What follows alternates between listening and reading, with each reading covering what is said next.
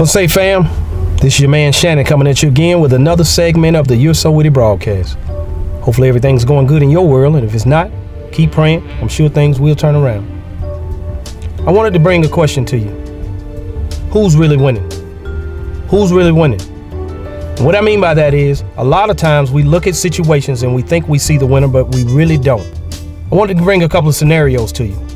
First scenario is this. You got somebody driving a real nice car.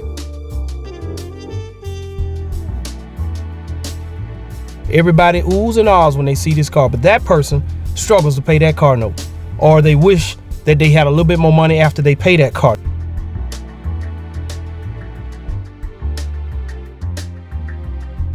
No.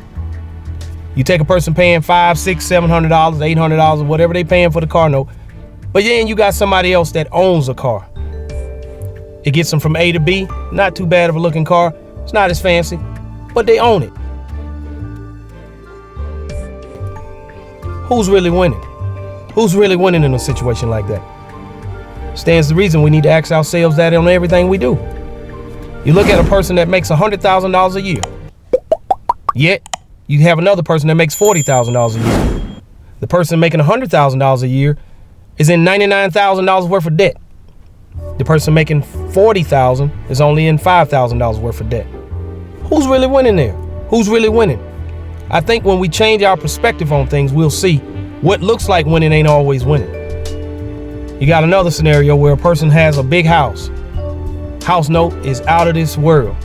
Yes, they pay for it, but at the end of the month, they house poor. You got another person that has a mortgage or even rent that's much lower than what they make. And at the end of the month, they can still go do things they want to do without going into more debt. The question again is, who's really winning? If we keep our debts down, if the debts are lower than what you make, then you're winning all day. If what you make is here and your debts are here, you're winning. If your debts are here and what you make is down here, that could be a tough road to carry.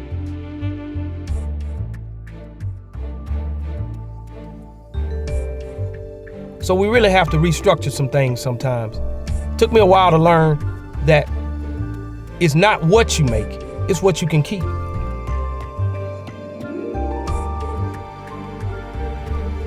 If a person has all of this making but can't keep none of it, it's one of those things that you have to ask yourself, who's really winning? And a lot of times we look at people and we say, oh, I know they got money because they got this and got that. You don't know that.